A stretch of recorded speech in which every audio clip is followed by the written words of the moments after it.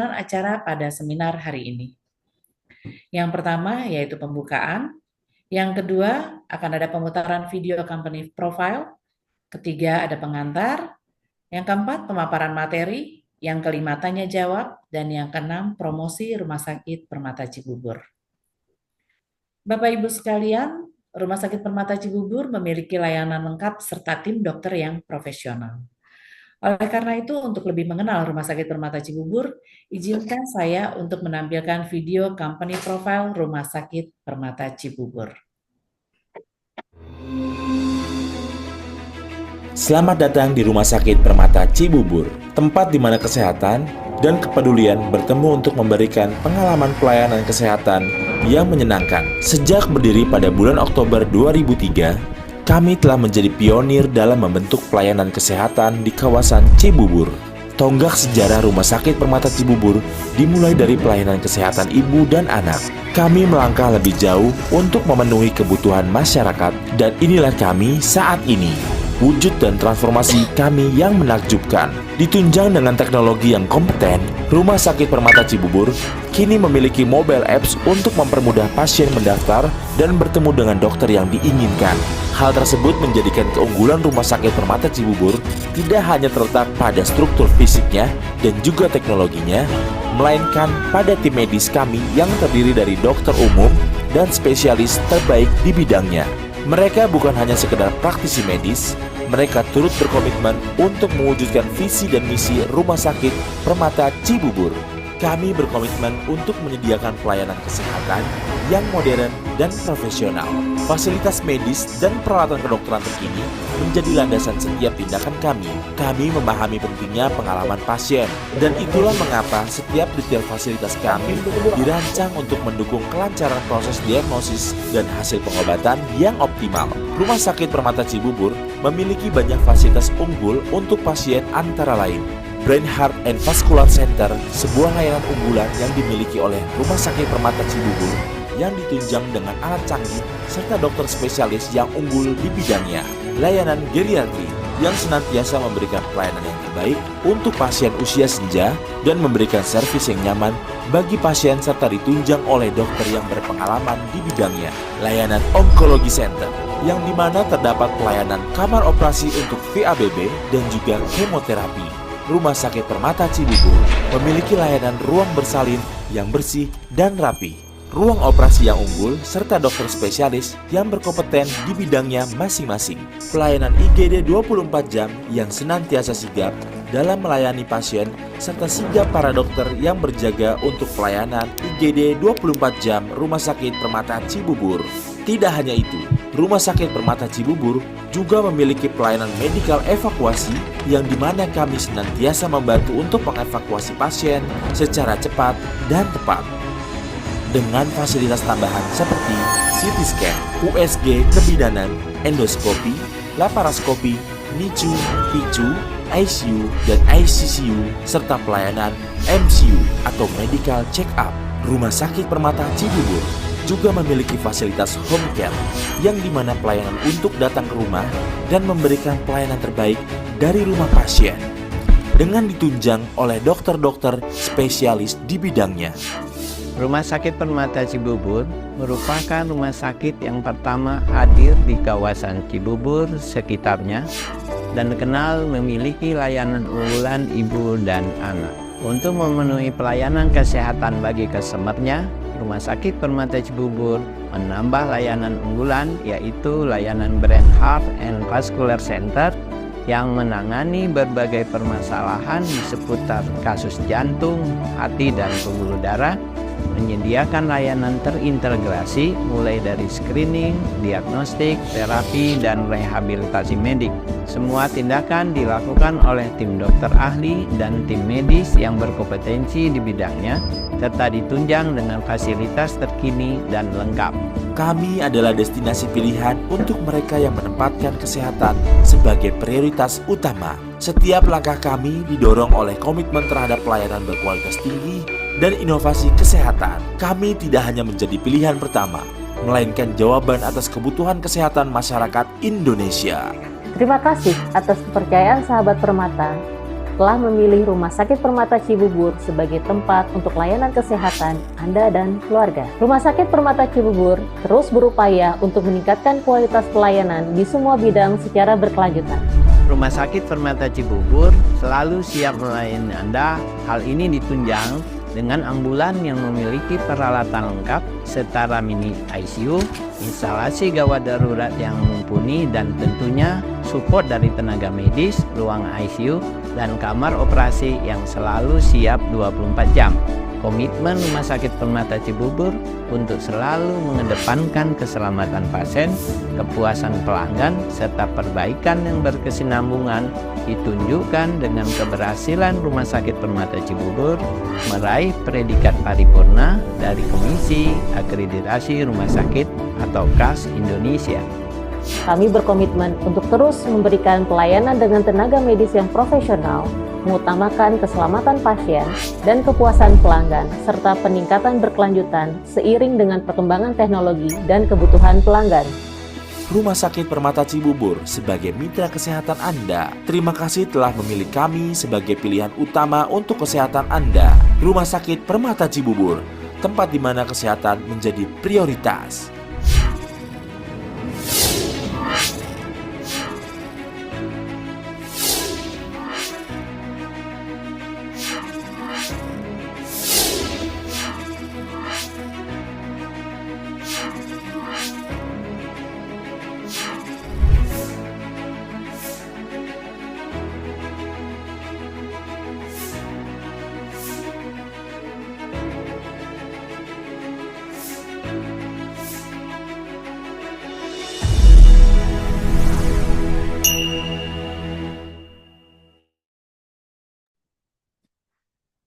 Demikianlah tadi beberapa layanan unggulan yang dimiliki oleh Rumah Sakit Permata Cibubur. Selanjutnya kita masuk ke acara inti, yakni pemaparan materi webinar awam dengan tema Generasi Emas Bebas Stunting, Investasi Gizi Sejak Dini. Sebelum kita memasuki sesi pemaparan materi dari narasumber, izinkan saya menyampaikan sedikit pengantar. Bapak Ibu seluruh peserta yang kami hormati, stunting bukan hanya sekedar isu tentang tinggi badan yang kurang, tapi lebih dari itu, stunting mencerminkan gagal tumbuh akibat kekurangan gizi kronis yang berdampak jangka panjang pada kecerdasan, produktivitas, dan kesehatan anak di masa depan. Indonesia sedang menghadapi tantangan besar untuk mencetak generasi emas tahun 2045. Dan untuk mencapainya, kita harus mulai dari hari ini, bahkan sejak anak masih dalam kandungan. Itulah mengapa investasi gizi sejak dini bukan hanya tanggung jawab tenaga kesehatan, tapi juga orang tua, masyarakat, dan semua pihak yang peduli terhadap masa depan anak-anak kita. Melalui webinar ini, kita akan belajar bersama bagaimana mencegah stunting sejak awal, memahami pentingnya pola makan bergizi seimbang, dan memperkuat komitmen untuk memberikan yang terbaik bagi anak-anak Indonesia. Mari kita simak bersama materi yang akan dibawakan oleh dokter yang ahli di bidangnya.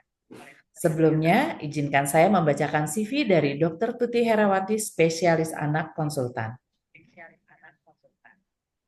Dr. Tuti Herawati, spesialis anak konsultan, dengan pendidikan dokter umum di Universitas Andalas tahun 1997, pendidikan dokter spesialis anak di Universitas Indonesia tahun 2010, dan spesialis anak konsultan tumbuh kembang pediatri sosial FKUI tahun 2019 sampai dengan 2021. Occupation, sebagai dokter anak Rumah Sakit Permata Cibubur sejak tahun 2011 sampai dengan saat ini. Pelatihan yang sudah diikuti oleh beliau, yang pertama, fellowship 6 bulan pada Divisi Tumbuh Kembang Pediatri Sosial FKUI RSCM tahun 2017. Kemudian yang kedua, Registered User of Grifting 3 Association for Research in Infant and Child Development atau ARECD tahun 2019. Yang ketiga, Newborn Behavioral Observation Training ini di USA tahun 2021. Kemudian Standardized Infant Neurodevelopment Assessment ini tahun 2021 bekerja sama dengan IDAI. Kemudian Bilateral Course, Biling Training UK, ini 2021 dan yang terakhir adalah DAOS2 Course, Trinity Dublin, tahun 2021. Demikian untuk yang kita bisa bacakan mengenai CV dari Dr. Tuti Herawati. Selamat pagi Dr. Tuti. Ya. Suara saya kedengaran, Dok? Ya, kedengaran, Bu. Kedengaran. Ya, Baik. baik. Selamat pagi, Dokter. Sehat, Selamat Dok? pagi. Alhamdulillah sehat, Bu Lasma. Bu Lasma juga sehat ya. Amin. Lebih ceria Iya, ya, Bu. iya, Dokter. Dokter, pada pagi hari ini untuk materi yang akan dokter sampaikan, sebelumnya saya informasikan dulu ya, Dok ya. Waktu yang disediakan untuk presentasi kita untuk pagi hari ini ada 20 menit ya, Dok ya. Baik. Baik, Dokter. Waktu dan tempatnya kami persilakan, Dokter Tuti. Baik, terima kasih Bu Lasma. Bismillahirrahmanirrahim. Selamat pagi Bapak dan Ibu sekalian, ayah dan bunda, orang tua, anak-anak yang menjadi nasabah ya atau apa namanya pelanggan setia Rumah Sakit Permata Cibubur. Pagi hari ini sebenarnya merupakan kebahagiaan yang kami rasakan juga karena pada hari ini juga tepat pada waktu yang bersamaan merupakan hari puncak perayaan Hari Anak Nasional yang bertempat di Tanah Toraja saat ini. Jadi Rumah Sakit Permata dengan mengusung tema yang sama untuk peringatan Hari Anak Nasional ini, kita rasa merupakan suatu bentuk kontribusi yang sangat-sangat memperhatikan gitu ya layanan kesehatan anak Indonesia. Ya, jadi topik kita adalah tentang bagaimana kita mengupayakan agar anak-anak kita yang merupakan generasi emas di tahun 2045 yang akan datang bebas stunting dengan melalui pendekatan gizi yang baik sejak awal. Nah, jadi eh, kalau kita lihat secara definisi, stunting seperti yang disampaikan Bu Lasma tadi adalah merupakan suatu kondisi gagal tumbuh akibat kekurangan gizi kronis yang berlangsung dalam waktu yang lama. Dan ini terjadi terutama pada 1000 hari pertama kehidupan atau kita bilang 1000 HPK secara terminologi. Apa yang dikatakan sebagai 1000 hari pertama kehidupan adalah selama 9 bulanan gitu ya pada saat di dalam kandungan, yaitu dihitung sebagai 280 hari ditambah 800 hari kemudian di umur 2 tahun pertama anak. Nah, ini adalah waktu yang sangat-sangat krusial karena ini merupakan suatu golden period, masa keemasan pertumbuhan dan perkembangan anak. Apabila terjadi kekurangan gizi kronis pada 1000 hari pertama kehidupan ini, anak berpotensi menjadi stunting, gagal tumbuh, dengan tampang seperti perawakannya akan terlihat lebih pendek daripada usia anak-anak sebayanya, dengan risiko mengalami gangguan perkembangan otak, kemampuan belajar yang kurang, serta nantinya kelak memiliki potensi untuk mengalami tingkat produktivitas yang rendah di saat usia dewasa. Nah, kalau kita lihat saat ini, 1 dari 5 anak Indonesia masih berisiko stunting karena dicatat bahwa prevalensi stunting pada tahun 2024 masih mencakup sekitar 19,8%. Ini masih lebih tinggi daripada target yang diharapkan 14%. Jadi masih merupakan PR kita untuk mengatasi stunting.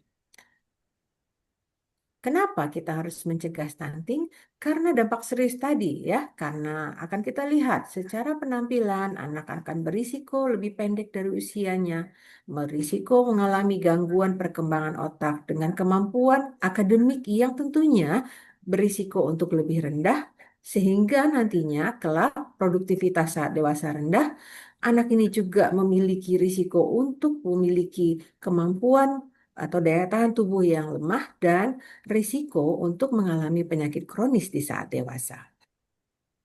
Nah, kenapa stunting terjadi? Faktor utamanya adalah tentunya asupan gizi yang kurang pada saat umur 1.000 hari itu, gitu ya. Jadi kita akan lihat kalorinya mungkin kurang maksimal, kecukupan makro dan mikronutriennya mungkin juga kurang baik. Tetapi stunting tidak terjadi begitu saja akibat kurangnya nutrisi ini, tetapi juga dipengaruhi oleh faktor lain, yaitu lingkungan yang tidak bersih, kondisi infeksi berulang, kondisi kesehatan ibu, dan kecukupan nutrisi ibu pada saat hamil, ya, berisiko untuk terjadinya pencapaian pertumbuhan berat janin yang kurang, atau kemudian bayi berisiko mengalami kelahiran prematur atau berat badan kurang.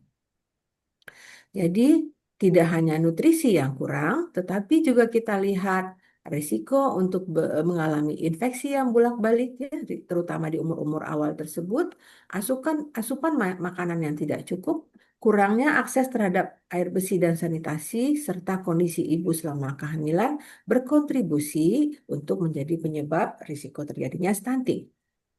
Nah, selain itu, ya, banyak lagi hal-hal yang di lingkungan sosial, lingkungan kesehatan, dan pemukiman yang juga berkontribusi menjadi penyebab stunting. Siklus stunting ini sendiri juga sebenarnya tidak hanya kita amati pada 1.000 hari pertama kehidupan. Apabila seorang anak sudah mengalami stunting, ini akan berpotensi berkembang menjadi anak yang kelak pada saat remaja juga akan mengalami kondisi malnutrisi atau kurangnya zat gizi. Dan ini akan berpotensi apabila si remaja berlanjut menjadi seorang ibu muda, hamil ya dengan kondisi yang juga mungkin akan menjadi apa namanya berkontribusi untuk malnutrisi sehingga berakibat lahirnya bayi malnutrisi dan inilah menjadi siklus yang menjadi penyebab terjadinya stunting pada tanda-tanda anak stunting biasanya selain tingginya yang lebih pendek daripada anak seusianya, kita akan lihat bahwa pertumbuhan tubuhnya lebih lambat, pembentukan massa ototnya kurang, dengan penampilan berat badan yang juga kurang, gizi kurang, seperti itu, lebih rentan menderita Amin. perkembangan terlambat, dan kemampuan kognitif di sekolahnya juga kurang optimal. Kita bisa menilai bahwa seorang anak mengalami stunting atau tidak tentu dengan melakukan pengukuran tinggi badan, berat badan seperti itu, dan kita plot pada kurva. Ya, pada anak di bawah 25 tahun kita menggunakan kurva WHO dan yang dikatakan sebagai stunting apabila tinggi badan anak di bawah dari garis merah yaitu di bawah -2 standar deviasi. Apabila lebih rendah lagi, yaitu di bawah -3, kita katakan sebagai stunting berat. Jadi harapannya adalah anak kita tidak pernah mencapai garis merah ini. Ya, diharapkan tentu di atas itu. Nah, bagaimana kita mempersiapkan generasi yang bebas stunting? Kita tentunya perlu melengkapi kecukupan nutrisi sesuai dengan kebutuhan anak. Semenjak dari dalam kandungan ya sampai kemudian usia 2 tahun pertama. Jangan lupakan juga proses pengasuhan dan stimulasi dari orang tua itu akan memperbaiki fungsi kognitif anak dan masih dapat kita cegah stunting dan gagal tumbuh ini apabila kita menemukan kasus ini di bawah 2 tahun sehingga kita bisa memperbaiki kemampuan kognitif anak. Nah, jadi ruang lingkupnya tentunya adalah tidak hanya nutrisi di umur saat anak sudah mulai makan gitu ya, tetapi dimulai dari pemberian ASI eksklusif yang cukup untuk keperluan tumbuh kembang anak ya, dengan kenaikan pertambahan berat badan atau weight increment yang naik sesuai dengan yang ditargetkan setiap bulannya.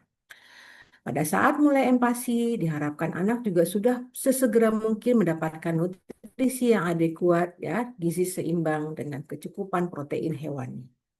Pemantauan rutin perkembangan anak setiap periodenya ya diharapkan di umur-umur awal adalah setiap bulan.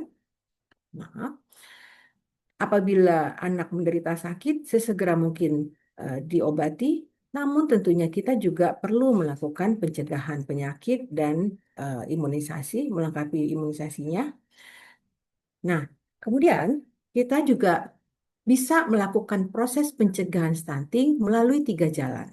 Ada pencegahan primer, ada pencegahan sekunder, dan ada yang pencegahan tersier. Yang dikatakan pencegahan primer adalah apabila berat badan, tinggi badan, dan anak ini masih normal, dan anak tidak mengalami gagal tumbuh. Pada kondisi ini, diharapkan bahwa anak mendapatkan konsumsi kalori masih sesuai dengan kebutuhan dengan dilengkapi dengan protein hewani yang bervariatif semenjak empasi. Yang kedua adalah pencegahan sekunder, yaitu apabila anak sudah mengalami berat badan yang kurang, sudah mengalami gagal tumbuh, tapi pada kurva pertumbuhan tinggi badan masih belum di bawah -2 standar deviasi, jadi belum stunting. Apa yang harus dilakukan?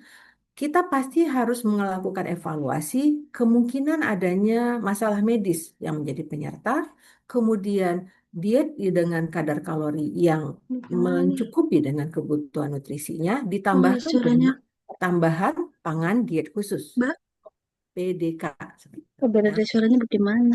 Kemudian yang Hmm? ketiga adalah eh, pencegahan Itu tersier, bangku dulu. yaitu Hah? Itu yang tempat tidur kamu yang ada lope-lope. Saya lagi meeting dulu. pencegahan tersier adalah dengan eh, apa namanya kita lakukan pada anak yang sudah mengalami stunting. Nah, ini tentunya kita harus melakukan tata laksana yang komprehensif di rumah sakit, mungkin dengan apa namanya dengan koordinasi dengan ahli-ahli terkait yang terlibat untuk mengatasi kondisi si anak dan mencegah komplikasi lanjutan. Kita juga tentunya harus selalu membiasakan kecukupan pangan yang bervariasi dengan keragaman nutrisi yang didapat. Kita juga lihat di sini bahwa nutrisi untuk pencegahan stunting ini tentunya tidak jauh dari rekomendasi atau panduan 10 pedoman gizi seimbang. Ya, apa saja itu? Yaitu adanya 6 unsur penting di dalam kecukupan nutrisi, yaitu terpenuhinya karbohidrat, protein, lemak, vitamin, mineral, dan air. Nah, karena apa? Kecukupan karbohidrat merupakan penting sebagai sumber energi utama. Kecukupan protein sangat penting untuk mendukung perkembangan fisik dan sistem kekebalan tubuh. Vitamin mineral ternyata juga dibutuhkan untuk sistem kekebalan tubuh, serta zat-zat mikronutrien lainnya yang didapatkan di dalam makanan yang bervariasi, ya. Jadi buah, sayur, dan cairan yang cukup. Nah, kita tadi sudah singgung bahwa stunting bisa diawali pada saat kondisi ibu hamilnya tidak tercukupinya kecukupan nutrisi. Jadi dari saat mulai hamil perlu dipertimbangkan, perlu diperhatikan asupan apa saja yang harus dikonsumsi oleh ibu untuk mencegah ibu mengalami malnutrisi agar janin bertumbuh sesuai dengan target kenaikan per bulannya. Ya, protein hewani, mikronutrien, tercukupinya kalsium, dan zat besi. Nah, setelah bayi itu lahir, jangan lupa kita tetap mengupayakan agar bayi mendapatkan ASI eksklusif, namun jangan hanya sekedar bahwa bayinya sudah mendapat ASI. Kita tetap harus menilai, memonitoring kenaikan berat badan. Karena weight increment merupakan salah satu indikator cukup atau tidaknya ASI yang didapat oleh anak.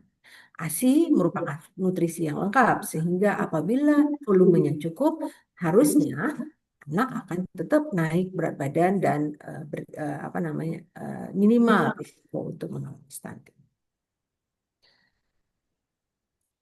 Pada saat mulai usia 6 bulan, anak mulai mendapatkan makanan pendamping ASI yang diharapkan sesegera mungkin terlengkapi kecukupan terhadap protein, karbohidrat, dan mikronutrien yang lain. Dan kita berharap bahwa di dalam kandungan empasinya tinggi kadar protein hewani. Ya, jadi kebutuhan ASI memang masih ada di situ, ya sekitar 50%, yang bertahap akan mulai berkurang. Dan dengan kecukupan makanan yang lebih makin bertambah umur akan bertambah dibutuhkan lebih besar, sehingga mencapai usia 1 tahun diharapkan anak sudah dengan tekstur makanan keluarga dengan kecukupan kalori yang sesuai dengan umurnya. Pada saat sudah usia di atas 1 tahun, anak juga sudah diharapkan mulai mengenal makanan keluarga yang bervariasi, bergizi, ya, dengan tercukupinya isi piringku. Ya, ini adalah program pemerintah ya, bahwa di dalam isi piringku terdapat kecukupan karbohidrat, protein, buah dan sayur, serta mikronutrien lain termasuk cairan. Ya, nah di sini tidak ada protein hewani yang paling sempurna. Yang ada adalah variasi sehingga dengan demikian asam aminonya lengkap didapatkan oleh anak untuk mencukupi kebutuhan pertumbuhan fisiknya. 1 piring diharapkan anak mendapatkan kalori sekitar 700 kalori. Jadi dengan demikian tidak bisa hanya sekedar anak cukup kenyang ya. Kecukupan kalori, variasi bahan nutrisi yang didapat itu sangat penting. Jadi variasi, keragaman, dan porsinya itu yang paling penting. Nah, sebagai orang tua, kita tentunya tidak ingin anak kita stunting. Jadi tentunya tidak hanya mencukupi kecukupan nutrisinya saja melalui bahan nutrisi yang didapat, tetapi juga bagaimana kita membentuk pola asuh agar anak bisa sehat, responsif dengan aktivitas yang beragam untuk anak sehat dan kemudian juga jangan dilupakan faktor hygiene dan sanitasi untuk mencegah anak sakit yang berisiko untuk gagal tumbuh. Jadi pengasuhan, kecukupan pola makan, dan sanitasi adalah 3 faktor penting untuk mencegah terjadinya stunting. Dengan demikian, untuk mencegah stunting, kita perlu mempersiapkan generasi emas yang sehat, cerdas, produktif, dan cukup nutrisinya dengan mencukupi asupan gizi yang seimbang, menjaga kesehatan lingkungan, serta pengasuhan yang tepat, sehingga kita bisa berharap bahwa anak-anak kita nanti tumbuh sesuai dengan porsinya, sesuai dengan potensi genetik, atau barangkali mungkin diharapkan bisa lebih dari potensi yang genetiknya sehingga tumbuh kembang optim. Demikian Bu Lasma apa yang bisa saya sampaikan di pagi hari ini. Mudah-mudahan dapat diterima dengan baik. Baik. Terima kasih banyak kepada Dr. Tuti atas pemaparan materinya yang sangat informatif. Semoga informasi ini dapat bermanfaat untuk Bapak Ibu dalam merawat serta memberikan yang terbaik untuk buah hati kita. Baik, Dr. Tuti, sekarang kita akan masuk ke sesi tanya jawab ya, Dok. Kepada Bapak Ibu yang ingin mengajukan pertanyaan, bisa bertanya langsung atau juga bisa melalui kolom chat yang telah kami sediakan. Perlu kami informasikan bahwa akan ada hadiah menarik dari Rumah Sakit Permata Cibubur bagi 3 penanya yang pertanyaannya paling terbaik. Gitu ya. Baik, ini pertanyaannya sudah mulai banyak nih Dok. Saya akan coba bacakan satu persatu ya Dokter Tuti ya. Baik. Yang pertama ini dari Tria Novianti. Assalamualaikum Dokter Tuti. Dok, saya ingin bertanya, saya Tria, mempunyai anak umur 15 bulan. Ingin bertanya, apakah pola tidur anak akan berpengaruh dengan tumbuh kembang? Dan pola tidur yang benar bagaimana? Silakan Dok. Baik, terima kasih Bunda Tria. Jadi memang kecukupan pola tidur itu juga merupakan kebutuhan anak ya. Jadi anak memang tidak hanya membutuhkan nutrisi, kemudian membutuhkan perlindungan terhadap kesehatan, tetapi juga anak perlu gerak aktif dan perlu cukup tidur. Karena pada saat fase tidur, disitulah terjadi proses pertumbuhan fisik, pertumbuhan otaknya, dan apabila tidurnya tidak tercukupi, boleh jadi hormon pertumbuhan yang dipicu oleh melatonin itu tidak akan berkembang dengan maksimal. Ya, boleh jadi nanti akan berpengaruh terhadap pencapaian pertumbuhan atau bahkan perkembangannya. Seperti itu. Nah, kemudian pola tidur yang benar biasanya adalah akan bertahap makin berkurang sesuai dengan bertambahnya umur.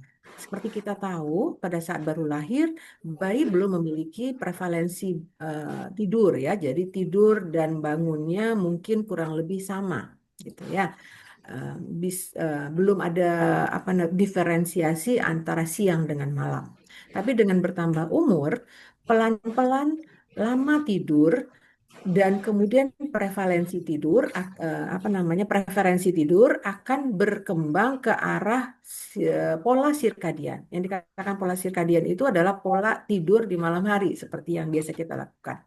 Karena di sanalah fasenya hormon melatonin terbentuk, yaitu di sekitaran jam 11 malam sampai jam 3 dini hari. Jadi agar pola tidurnya terbentuk, biasanya 3 jam sebelum jam 11 itu diharapkan anak sudah mulai tidur pada saat dia sudah mulai besar gitu ya, di usia mulai usia 3 tahunan seperti itu, di mana prevalensi tidur mungkin sudah mulai bervariasi, mengikuti juga dengan pola tidur keluarga. Nah, kita tetap harus mengupayakan agar pola tidurnya baik untuk memenuhi hormon melatonin yang optimal pada anak tersebut. Kira-kira begitu Bu Lesma, Bu Tria. Ya. Oke, terima kasih ya dok. Dok izin satu kali lagi boleh tanya dok? Ya silakan Mbak Tria ya.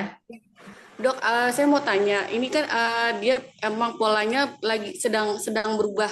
Jadi dari 3 kali dia tidur, sekarang hanya dari 2 kali dia tidur pagi dan tidur siang, terus sekarang hanya tidur siang aja dok.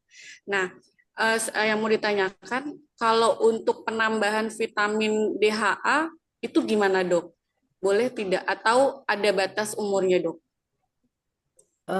Saat ini umurnya berapa ya? 15 bulan ya? 15 bulan, iya dok. Ya, sebenarnya vitamin DHA sih boleh saja, tetapi tetap kita harus menilai masing-masing anak ya, berat badannya sekarang berapa, tinggi badannya seberapa, dan kemudian keperluannya untuk mendapatkan AADHA itu seperti apa. Ya, jadi kita harus plot dulu sebenarnya, Bunda. Iya. Ya, jadi boleh, tentunya boleh ya, tetapi tidak boleh juga terlalu berlebihan sesuai dengan kebutuhan pada masing-masing anak. Kira-kira begitu. Oke, terima kasih ya dok. Baik, Untuk sama-sama. informasi. Baik. Cukup jelas ya Mbak Tria Novianti. Iya ibu, udah bu. Baik, terima kasih Bunda. Selanjutnya ya Dokter Tuti, ini pertanyaan yang kedua dari Makro 5, Rudi.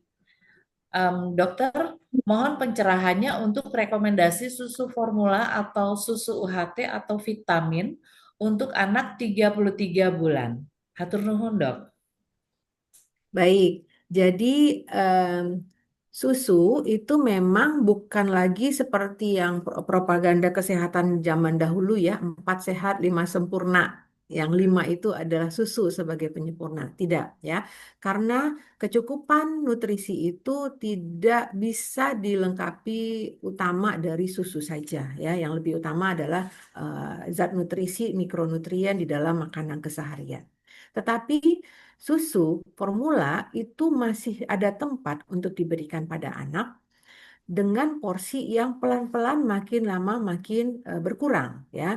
Terus kemudian yang kedua juga kita harus melihat berat badan anaknya posisinya saat ini di berapa ya. Jadi harus dipantau di kurva berat badan. Kenapa? Karena tadi kecukupan susu ya itu termasuk ke dalam zat nutrisi yang diharapkan akan menjadi kontributor di dalam total keseluruhan kalori yang didapat. Apabila memang masih dalam kondisi berat badan seimbang, eh, volume susu formula atau UHT itu mungkin di bawah 400 atau 500 mili masih boleh diberikan. Tetapi apabila ternyata berat badan anak sudah naik di atas garis optimalnya, ya di atas 50%, kita mungkin menyarankan untuk mengurangi porsi itu. Jadi kembali ke kondisi masing-masing anak. Kira-kira begitu jawabannya. Ya, jadi begitu ya Pak Rudi ya, Mas. Baik, semoga jelas. Tapi kalau memang nanti masih ada yang mau dipertanyakan kembali, dipersilahkan ya Pak. Selanjutnya pertanyaan ketiga dari Asraf. Ini Pak Asraf sepertinya. Kalau stunting itu masalah kekurangan gizi, kenapa banyak anak yang terlihat cukup makan tapi tetap stunting? Apa yang salah dari cara makannya? Silakan, Dok. Baik, jadi tadi seperti yang di slide ya kita sampaikan bahwa stunting adalah kekurangan gizi kronis dengan kontributor adanya penyakit kronik yang bisa jadi terlihat atau tidak nyata pada anak tersebut gitu ya. Tetapi kalau kita melihat anak itu perawakan pendek, belum tentu semua anak yang dengan perawakan pendek adalah stunting gitu ya. Jadi ada kondisi-kondisi yang lain, di antaranya adalah faktor genetik. Potensi genetik anak berpengaruh juga untuk tinggi si anak seperti itu ya. Nah, jadi kalau misalnya kita lihat bahwa anaknya perawakannya pendek, yang harus kita lihat pertama kita plot di kurvanya, kemudian kita lihat faktor medisnya, apakah memang ada kontributor penyakit kronik yang terjadi ya. Dan kemudian yang penting kita lihat adalah tren berat badannya selama tren berat badan dan tinggi badannya selama periode awal-awal tersebut. Dan kemudian juga kita harus menilai tinggi potensi genetik keluarganya seperti apa. Ya, nah kalau cara makan sebenarnya itu beda, tidak hanya bisa bilang bahwa anak stunting itu cara makannya salah, belum tentu seperti itu ya. Karena apa? Memang nutrisinya tidak adekuat, tetapi banyak sekali faktor-faktor yang berkontribusi selain faktor medisnya, selain faktor kesehatannya. Dan ini memang harus dilihat ke masing-masing anak. Seperti itu. Jadi tidak bisa kita generalisir. Anak yang satu bisa saja berbeda anak dengan anak yang lain walaupun dengan perawakan yang sama-sama pendek. Kira-kira begitu, Bu Baik. Lasma. Ya, baik. Demikian Pak Asraf ya untuk jawaban dari Dokter Tuti. Sekedar menambahkan saja, Dok. Mungkin untuk stunting ini perlu dilakukan screening yang memang datang ke dokter yang tepat gitu kali ya, Dok ya. Jadi bukan Betul. hanya, iya Dok. Kadang-kadang kan kita hanya berpikir kenapa sih anak saya kok nggak tinggi-tinggi gitu. Tapi memang yang baik adalah datang dan berkonsultasi ke dokter yang tepat, gitu ya, Dok ya. Mungkin nanti bisa ke Dokter Tuti untuk berkonsultasi. Betul, betul. Nanti di akhir akan kita sampaikan waktu atau jadwal praktek Dokter Tuti. Baik, selanjutnya dari Farhan. Ini pertanyaan yang keempat, Dok. Saya dengar 1.000 hari pertama itu penting banget buat cegah stunting. Tapi kalau ibu hamil atau bayi dari keluarga kurang mampu, gimana caranya merek apa nih mereka bisa dapat nutrisi cukup kalau makan sehari-hari aja susah. Gimana, Dok? Silakan, Dokter. Eh, ya, kalau itu terkait dengan program sebenarnya, bagaimana upaya penjaringan apa namanya keluarga dengan malnutrisi, ibu hamil dengan malnutrisi, sejauh apa namanya mereka terdata di dalam lingkungan eh, apa namanya RT RW seperti itu, harusnya kader-kader, harusnya juga layanan kesehatan primer ya, mulai dari posyandu, puskesmas itu bisa menjaring. Dan kemudian dari penjaringan itu sebenarnya eh, ada intervensi ya, program pemerintah sebenarnya ada. Apa namanya eh, dan itu benar-benar mendampingi si ibu hamil begitu ya, sampai kemudian mencapai kenaikan target berat badan ibu tersebut, dan bayinya pun juga didampingi. Sebenarnya seperti itu programnya. Kalaupun seandainya tidak, mungkin ada miss di situ. Entah itu tidak tercatat sebagai warga di sana ya, tidak ada kakak. Nah, yang penting adalah sebenarnya peranan masyarakat ya untuk melaporkan ke puskesmas atau dinas kesehatan setempat. Kira-kira begitu. Baik, Dokter. Kayaknya pertanyaan semakin ini nih, Dok. Semakin apa ya? Kalau saya semakin menarik, gitu ya, Dok ya. Baik, kita lanjutkan lagi ya, Dok ya. Ini dari Sukma, Ibu Sukma. Ini pertanyaan yang kelima. Apa bedanya stunting dengan pendek biasa? Kalau anak pendek, apakah pasti stunting? Atau bisa jadi cuma faktor keturunan saja? Kalau bayi sudah mulai makan empasi tapi tetap nggak naik berat badannya, apa itu tanda stunting? Waduh, ada tiga nih kayak pertanyaannya. Apa yang harus dilakukan supaya gizi mereka terpenuhi? Mungkin bisa dijawab satu persatu, Dokter Tuti. Dari mulai yang ini dulu deh nih. Bedanya stunting dengan pendek biasa. Baik. Tapi benar Bu Lasma, saya seperti kasih edukasi ke petugas kesehatan ini pagi ini. Kayaknya cerdas-cerdas dan kritis nih orang tua kita ya. Iya, betul, Jadi, Dok. jadi tadi sempat saya singgung ya bahwa perawakan pendek belum tentu stunting. Ya, ada constitutional growth delay ya. Jadi memang ada faktor bawaan di situ, gitu ya. Jadi bagaimana kita membedakan? Tetap kembali kita mesti plot ke kurva. Tadi sempat di dalam slide ya, salah satu slide saya tayangkan. Jadi makanya kenapa setiap anak pada saat kedatangan ke layanan kesehatan harus mendapatkan plotting berat badan tinggi badannya di kurva di bukunya. Ya, jadi kalau misalnya di buku kita, ya, kalau misalnya di Rumah Sakit Permata kita punya buku ya Bu ya yang ada gambar Rumah Sakit Permata, itu ada kurvanya yang bisa dipasang di situ. Atau kalau misalnya bukan di Rumah Sakit Permata ya, lahirnya di Puskesmas itu sebenarnya ada buku KIA, buku warna pink. Nah, itu juga seharusnya mau datang ke layanan kesehatan mana itu akan perlu diplot gitu ya, diplot berat badan tinggi badan pada saat kedatangan. Nah, kalau sudah bisa diplot seperti itu, kemudian juga yang penting juga adalah monitoring lain, anaknya sehat atau tidak, pertumbuhannya bagus atau tidak, perkembangannya bagaimana. Ya, jadi perkembangan itu kan faktornya banyak ya, motor kasarnya, motor halusnya, kemampuan bicara bahasa, personal sosial. Jadi kalau perkembangannya bagus, tapi anak ini perawakannya pendek, jarang sakit, boleh jadi ini bukan stunting, tetapi di constitutional delay-nya seperti itu. Ya, jadi memang ada upaya untuk memaksimalkan kenaikan tinggi badannya sesuai dengan potensi genetik seperti itu, tetapi kita tidak masukkan ke dalam kategori stunting. Jadi kalau stunting, orang tuanya perawakannya bagus gitu ya. Diharapkan sebenarnya potensi genetik pada saat dewasanya sebenarnya normal, tetapi pada anak ini ternyata terjadi sebaliknya, tingginya rendah. Nah, ini kemudian juga kita lihat ternyata anak ini sering sakit, riwayat kena TBC misalnya ya, riwayat sakit lain yang apa namanya berulang, riwayat diare yang sering misalnya, atau masalah-masalah imunitas, atau memang ada kelainan-kelainan medis yang lain. Nah, ini yang biasanya lebih kita curigai ke arah risiko stunting. Seperti itu. Nah, terus Iya. kemudian pertanyaannya lagi, jadi tidak hanya faktor keturunan, faktor lingkungan, faktor terinfeksi itu yang mendominasi berisiko terjadi stunting atau tidak.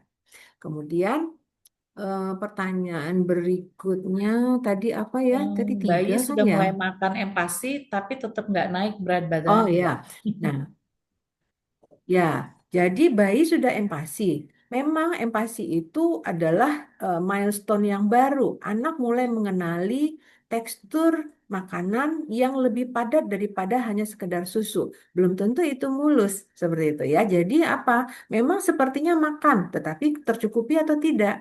Toleransinya bagus atau tidak? Jangan-jangan dia makan, kemudian ternyata malah justru banyak yang terbuang. Nah, ini kan yang harus kita monitor. Makanya kenapa di umur-umur awal empasi itu monitoring rutin ya, adekuat atau tidaknya masuk empasi itu juga sangat-sangat penting. Jadi belum tentu itu stunting, tetapi yang jelas adalah adanya risiko gagal tumbuh pada saat dia mulai empasi gitu ya. Terus apa yang harus dilakukan supaya gizi terpenuhi? Ya, dimonitoring. Kemudian tadi ya kita kan lihat tadi pencegahan stunting itu layanannya apa ada yang kriterianya primer, sekunder, tersier. Kalau dia tinggi badan berat badannya masih bagus, nah itu kita masukkan ke dalam pencegahan primer. Itu artinya apa? Nutrisi yang seimbang. Empasinya yang tadi ya kaya protein hewani dengan porsi yang tadi sudah ada di infografi yang tadi saya tuliskan. Nah, kalau misalnya sudah mulai ada risiko gagal tumbuh, berarti kita mungkin ada tambahan yang lain gitu ya, ada nutrisi apa namanya pemberian nutrisi yang khusus untuk mencukupkan kalori yang dibutuhkan oleh. Kira-kira seperti itu, Bu. Jadi memang tidak bisa hanya diperkirakan oleh orang tua ya, tetapi memang harus berkonsultasi ke tenaga medis seperti itu. Baik, Dok. Ya, mungkin nanti Ibu Sukma juga kalau ada pertanyaan-pertanyaan selanjutnya masih bisa chat ke kami. Nanti akan kami sampaikan ke Dokter Tuti untuk dijawab gitu ya, Dok ya. Baik, selanjutnya dan ini sepertinya menjadi pertanyaan terakhir, Dok, karena memang waktu kita juga mungkin bisa dijawab dengan singkat ya, Dok ya. Ini dari Ibu Nani Sari. Assalamualaikum, izin bertanya Dokter Tuti, saya Nani dari Magelang. Wah, kayaknya temannya dokter bukan nih ya. Karena jauh nih Dok dari Magelang, Dok. Terima kasih sebelumnya atas pemaparan materi yang luar biasa. Yang mau saya tanyakan bagaimana cara mengatasi anak-anak dengan indikasi stunting tapi sudah usia 6 tahun ke atas, Dok. Silakan, Dok. Baik, jadi memang kategorinya itu kita sudah bisa lihat pada saat usia di bawah 5 tahun ya. Tetapi apabila di atas 6 tahun, 5 tahun, sebenarnya masih ada peluang untuk diperbaiki selama anak belum masuk fase pubertas, begitu ya. Jadi anak itu ada kecepatan tumbuh yang pertama pada saat usia bayi ya, dan ada kecepatan tumbuh ya atau growth spurt yang kedua pada saat usia pubertas. Nah, jadi apabila belum masuk ke usia pubertas, 6 tahun kan belum masuk pubertas, kita masih bisa memperbaiki ya kecukupan nutrisinya, memperbaiki kesehatannya secara keseluruhan sehingga nanti gagal tumbuhnya bisa terkoreksi, berat badannya naik dan kemudian dampak selanjutnya adalah pertambahan linier dalam bentuk tinggi bisa kita koreksi. Jadi masih ada peluang. Kira-kira begitu. Dokter, karena memang waktu yang membuat kita tidak bisa berlama-lama gitu ya, tetapi terima kasih Bapak Ibu atas kehadirannya dalam mengikuti webinar kita pada pagi hari ini. Untuk informasi selanjutnya, kami akan informasikan terkait dengan jadwal Dokter Tuti dulu nih Dok ya, karena tadi banyak pertanyaan-pertanyaan yang memang sebaiknya ada konsultasi langsung atau si anak bertemu dengan dokternya untuk dapat dilakukan pemeriksaan yang sesuai gitu ya Dok. Kami informasikan kepada Bapak Ibu semuanya bahwa Dokter Tuti Herawati spesialis anak konsultan tumbuh kembang anak ini berpraktek di Rumah Sakit Permata Cibubur dengan jadwal praktek hari Senin beliau ada di jam 15 sampai jam 19, di hari Selasa sama di jam 15 sampai 19, Rabu, Kamis, dan Jumat juga sama. Jadi Senin sampai Jumat beliau praktek di jam 15 sore sampai dengan jam 19 dan di hari Sabtu beliau berpraktek di jam 8 sampai jam 12. Sehingga bagi Bapak Ibu yang ingin membawa anaknya untuk mengecek, men-screening dulu apakah anak saya tumbuh kembangnya sudah baik, silakan ke Dokter Tuti Herawati hari Senin sampai dengan hari Jumat ataupun di hari Sabtu. Mungkin itu ya Dok yang bisa saya informasikan. Terima kasih banyak Dokter Tuti untuk pemaparannya, untuk materinya. Baik, Bapak Ibu semuanya, sebagai penutup di sini di acara kita pada siang hari ini, sebelum kita akhiri, izinkan saya memaparkan atau menginformasikan terkait dengan materi yang sudah kita dapatkan bahwa memang stunting itu berbeda dengan anak pendek ataupun hal yang lain. Tetapi memang untuk stunting ini banyak faktor yang bisa kita katakan apakah anak ini masuk dalam kriteria stunting.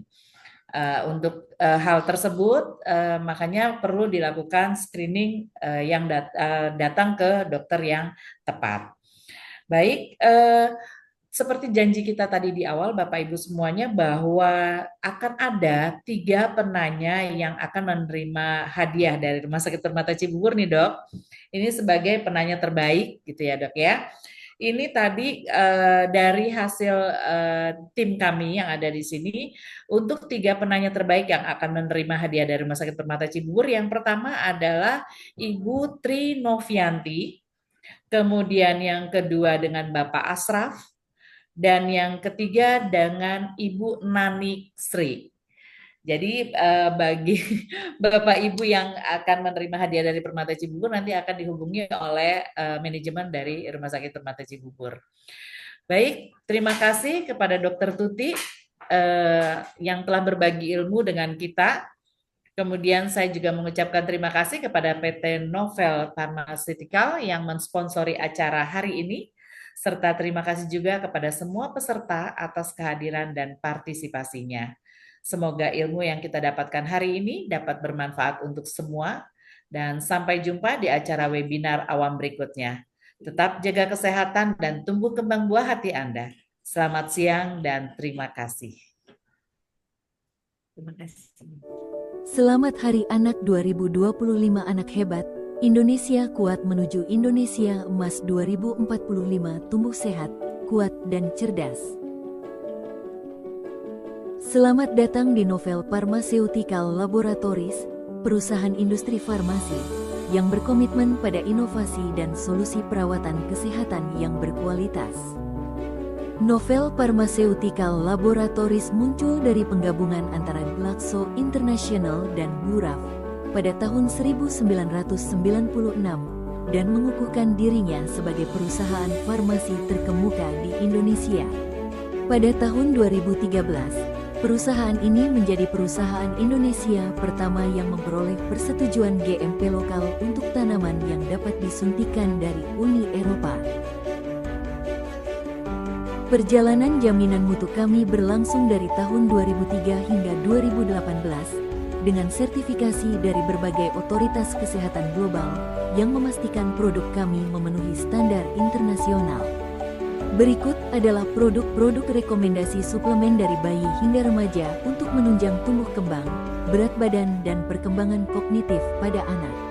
Memperkenalkan Theorol Drops, suplemen vitamin D3 harian yang dirancang khusus untuk anak-anak Indonesia. Produk ini tanpa rasa, bebas gula, dan dilengkapi botol penetes yang telah terkalibrasi untuk memudahkan dan memastikan dosis yang tepat bagi orang tua yang mencari pilihan suplemen vitamin D3. Theorol Drops menawarkan solusi yang andal dan mudah digunakan yang sesuai dengan rutinitas harian.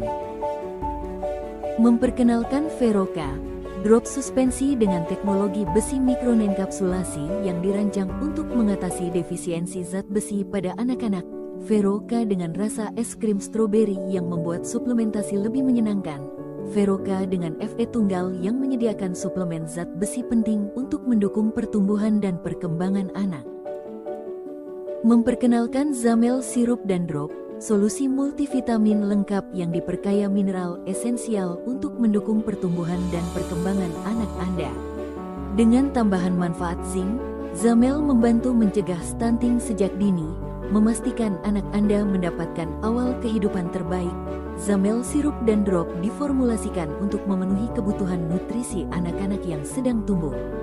Zamel tidak hanya membantu mencegah stunting, tetapi juga mendukung tumbuh kembang secara keseluruhan dengan perpaduan vitamin dan mineral yang unik.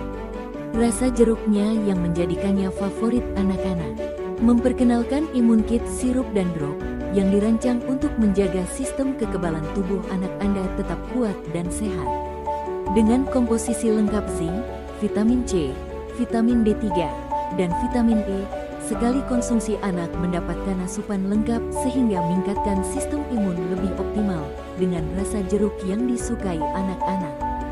Divisi Alpha di Novel Pharmaceutical Laboratories menawarkan berbagai macam produk di berbagai bidang terapi, memastikan solusi perawatan kesehatan yang komprehensif. Divisi Alpha dengan lebih dari 25 kantor cabang di seluruh Indonesia, mengkhususkan diri dalam perawatan anak dan mengekspor ke lebih dari 30 negara, menunjukkan kehadiran global dan komitmen kami terhadap